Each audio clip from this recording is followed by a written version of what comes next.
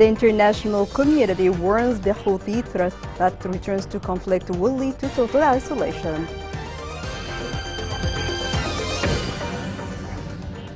Good evening. Welcome to Yemen Today TV. I am Abir Ali and you are watching the English news.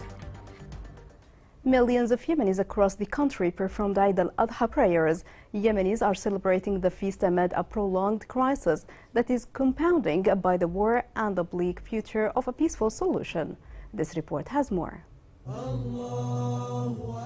al-Adha unites Muslims around the world to rejoice the spiritual celebration, praise Allah, show gratitude for His blessings, and show mercy to humankind. Muslims across the world have marked Eid al-Adha, the religious holiday which celebrates the end of Hajj, the 5-day pilgrimage to Islam's holiest city, Mecca. Also known as the Festival of Sacrifice in Arabic, Eid al-Adha commemorates the story of the Prophet Ibrahim's faith, when he was commanded by God to sacrifice his son Ismail. The belief holds that God saved Ismail by replacing the boy with a ram. Muslims believe that God pleased with Ibrahim's unwavering faith. The festival of Eid al-Adha is celebrated by sacrificing an animal, generally a sheep, cow, goat, or camel, and the meat is distributed among the poor and close friends and family members. But as Russia's war in Ukraine sends food prices soaring and causes widespread hardship across the Middle East, many say that they cannot afford the livestock for the ritual sacrifice. In Yemen, the war-ravaged Arab country, the 4-day holiday of Eid al-Adha brings precious happiness and joy to local children. Yemen has been marred in a civil war since late 2014, when the Iran-backed Houthis seized control of several northern provinces and forced the Yemeni government out of the capital, Sana'a. Rashad Al-Alimi, chairman of the Presidential Leadership Council, reaffirmed that the PLC will continue to work along with the national and regional partners in order to achieve the restoration of state and to end the Houthi coup. In his speech on the occasion of Eid al-Adha, the president of the PLC stressed the unity of the ranks to achieve peace in the war and create conditions to rebuild the country and its national institutions.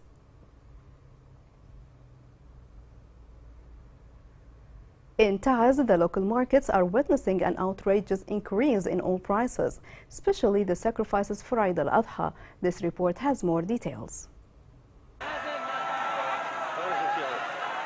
The sacrificial animals markets in Taiz are witnessing a significant increase in prices this year. Despite the remarkable activity, the heads of the families were just visitors to the markets.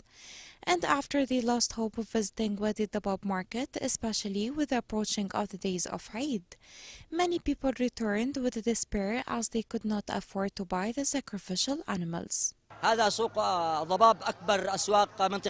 is at Dahab market, the biggest in Taiz governorate. Sellers come from Sabr and Gabal Habashi districts, and this area has a larger number of residents. The prices in this market are very expensive. The price of a bull is 2.5 to 3 million Yemeni riyals. Therefore, the citizens come to the market and end up buying nothing at the end, as they cannot afford such increase in the prices.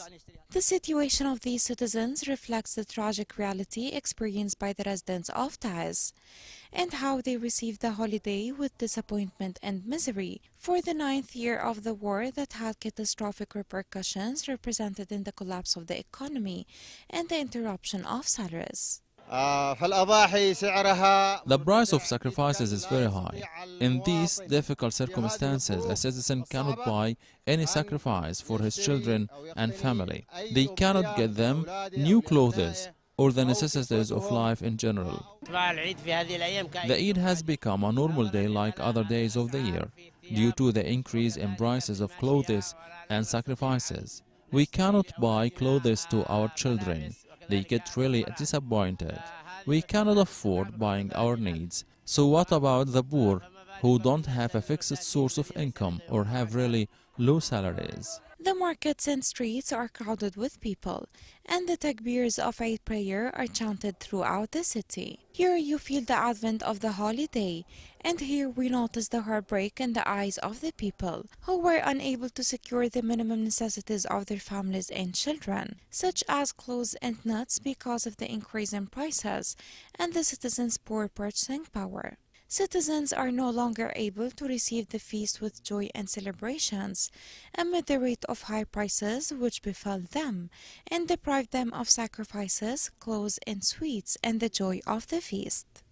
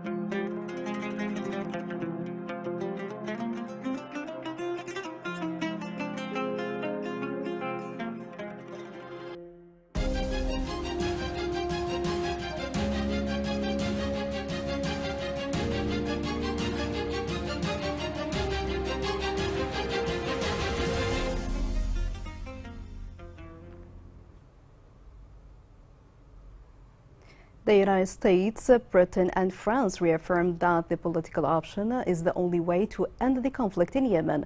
In a joint statement, the ambassadors of the United States, Britain, and France called on the Houthis to completely abandon any military option and warned that any return to the conflict would lead to their complete isolation by the international community. The following report has more details. Houthi militias in Yemen have been warned by the US, UK, and France that any continuation of hostilities will result in complete isolation from the international community. Ambassadors of the three nations urged Houthis to engage with the UN and immediately stop any acts that would further harm Yemen's economy. The ambassadors expressed their appreciation for the parties' ongoing widespread adherence to the truce-like conditions in Yemen over the past year. These situations have made significant advancements on a number of vital subjects possible. According to the statement, facilitating the movement of products through Hodeidah port has been a crucial step to improve Yemeni civilians' access to critically needed basic resources.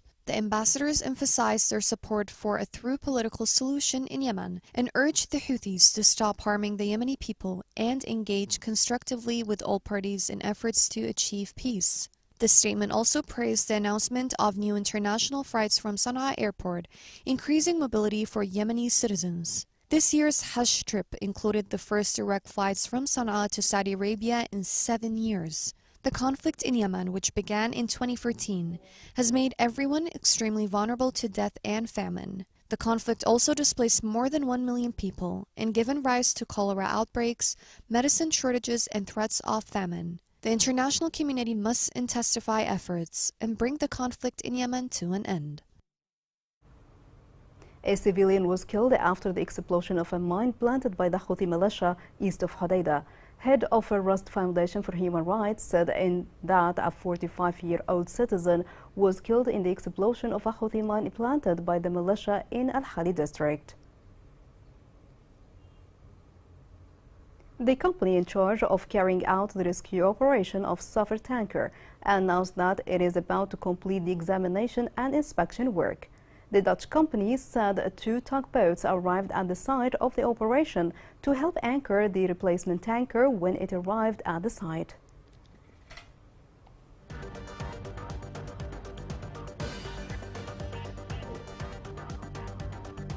Coming up in the news.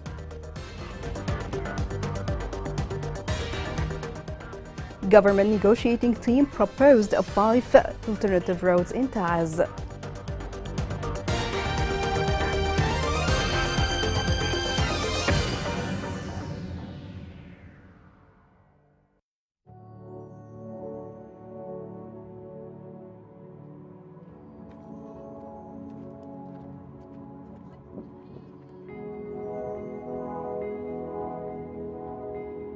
من بداية الحرب ارتفع سعر المواشي وارتفع سعر الأعلاف.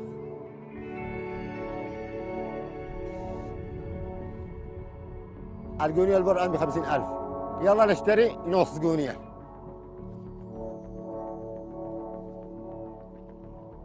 بالنسبة لنا الرعاة عندنا يعني نفكر بالأعلاف، هذا اللي نفكر به.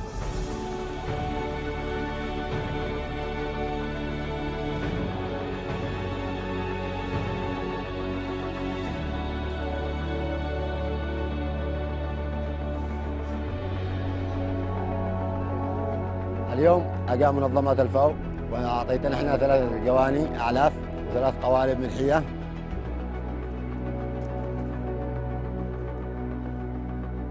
نستفيد من الأعلاف غذاء للمواشي حافظا على صحة الأغنام، والقوالب الملحية فاتحة للشهية. الذي استلمته اليوم ويساعدنا في معيشتي الاقتصادية مع الأسرة، يعني بدل ما اشتري الأعلاف اشتري للجهال. Welcome back. The Yemeni government announced a new initiative to open some closed roads in Taz. According to the Yemeni committee, the initiative includes opening 5 roads.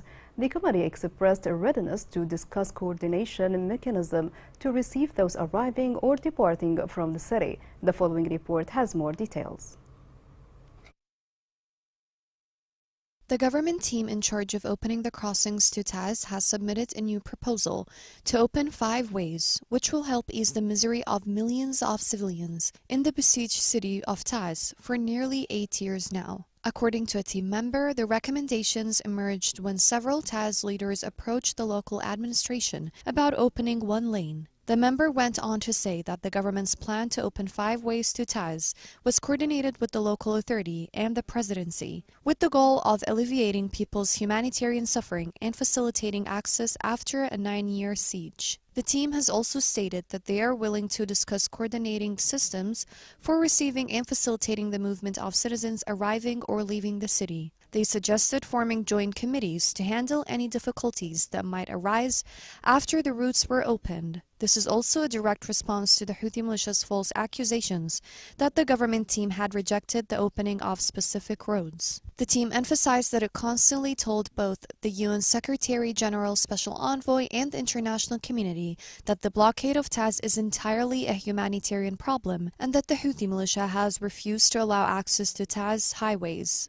In the member's remarks, he revealed that some Taz social figures who reside in Sana'a under the Houthi control were shown the plan for opening the highways that the negotiation committee had provided. Following meetings and talks with Houthis in Riyadh, the committee is cooperating with the presidency over the highways that needed to be opened. Unfortunately, the failure to put pressure on Houthis to open the bridges and highways at Taz is the fault of the international community and the office of the Special Envoy of the Secretary-General for Yemen. In order to get Houthis to open the highways in Taz, the international community and the UN Envoy's office needed to apply more pressure on Houthis to open Hodeidah port and boost the number of flights out of Sana'a airport.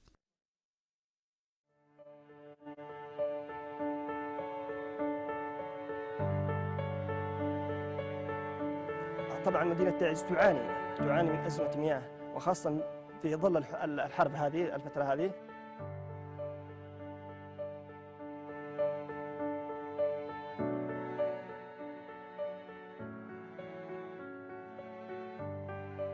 كان يوصل لنا الدبار 20 لتر بصعوبة، نروح نعبي الدباب مشاكل وصياح، نروح وقحنا ذابحين معقدين، نصل وقحنا يعني ما نشتيش الماء كرهنا الحياة. وهي 7 أطفال معي، كيف تكفي يوم الدباب؟ أرجع عندي الثانية أجي وقايز اللي يقولوا ولا يستخدموا الماء.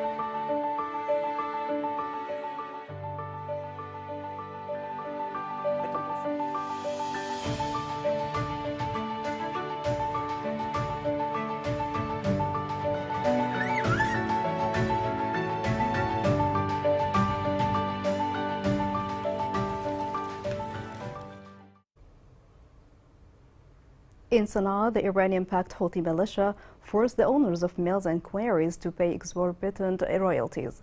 The Houthi militia had escalated its arbitrary measures during the past weeks by constantly harassing shop owners and private establishments and imposing illegal levies and royalties under many names, including support for the coastal war efforts. The Saudi program for the reconstruction of Yemen launched a development project at a cost of more than 1.2 billion riyals in Hadramaut. The project includes health, energy, education, water, and transportation sectors. Rashad Al-Alimi, chairman of Yemen's Presidential Leadership Council, on Sunday inaugurated 20 development projects financed by the Saudi Development and Reconstruction Program for Yemen in Hadramaut. The Houthi economic war on the Yemenis is continuing. Yemeni oil and gas production has slowed in recent months after the Iran-backed Houthi attacked oil export terminals to cut off the government's vital revenue source, despite renewed hope for a peaceful resolution. The following report has more details. Yemeni oil and gas production has slowed to a trickle in recent months after the Iran-backed Houthi rebels attacked oil export terminals to cut off the government's vital revenue source. Although the violence has cooled since landmark negotiations began in April between Riyadh and the Houthis, analysts expect oil production and investment would not increase until a comprehensive peace agreement is in place. They are skeptical about confidence in government policies, political stability, safety and security of infrastructure, which are just some of the factors that will shape investment outlook in the oil sector in Yemen. Yemen has never been a major producer compared to nearby Saudi Arabia and the UAE, but the country has 3 billion barrels of crude and 17 trillion cubic feet of gas, according to the U.S. Energy Information Agency. Oil production peaked at 450,000 barrels per day in 2001, but has collapsed since then as a result of underinvestment and the war. Today, the country is producing between 7,000 and 10,000 barrels per day of oil. Low production and a lack of exports have hit Yemen's finances, since oil contributed 63% of government revenues before the war. The Houthi group warned foreign oil companies against signing deals with the internationally recognized government and is selling imported refined products to further squeeze government revenues. Here is a reminder of the main headlines. Muslims around the world mark Eid al-Adha amid political turmoil and hard living conditions. Hiking prices deprives millions of Yemenis of securing basic needs.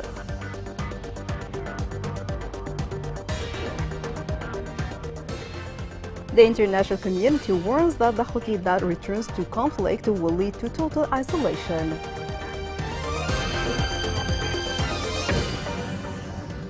This is the end of the news. It was Abir Ali, and thank you for watching.